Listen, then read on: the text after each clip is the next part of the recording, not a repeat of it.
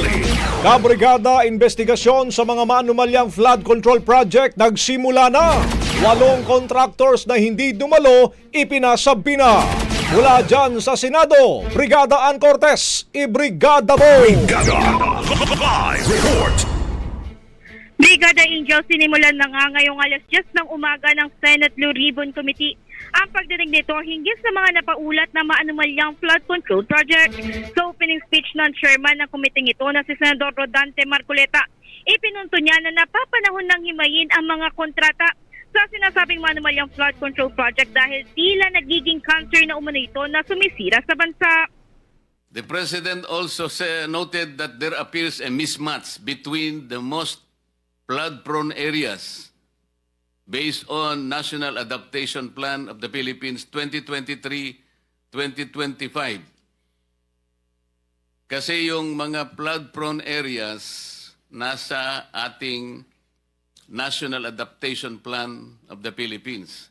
Ito po yung mga probinsya ng Pampanga, Nueva Ecija, Pangasinan, Tarlac, Bulacan, Metro Manila, Maguindanao, North Cotabato, Oriental Mindoro, and Ilocos Norte. These are the flood-prone areas. As opposed to the top 10 provinces awarded with the highest number of flood control projects by the DPWH. Bulacan, 668 flood control projects. Cebu, 414. Isabela, 341. Pangasinan, 313. Pampanga, 292. Albay, 273. Leyte, 262. Tarlac, 258. Camarines Sur, 252. Ilocos Norte, 224 flood control projects. This shows that only 4 among those considered flood-prone areas ang nandito pong nabigyan ng kaukulang mga projects. Pero sa kabila nga ng pagtalakay dito, pinabulaan na naman ng senador na gagamitin niya ito bilang plataforma para magpasikat o hindi kaya'y mamulitika. Sa pagsisimula nga ng investigasyon, agad na napagdesisyonan ng komite na ipasapi na ang 8 kontraktor na hindi naman marap sa kanilang pagdinig kabilang na nga rito ang construction company ng dating tumakbong alkalde sa Pasig City na si Sara Diskaya. Mr. Chair, may I move for the issuance of subpoena to those absent invited resource persons, particularly yung mga contractors, Mr. Chair, to require them to be present in the next hearing. I so move, Mr. Chair. I think the motion is in order. No objection? The motion is carried.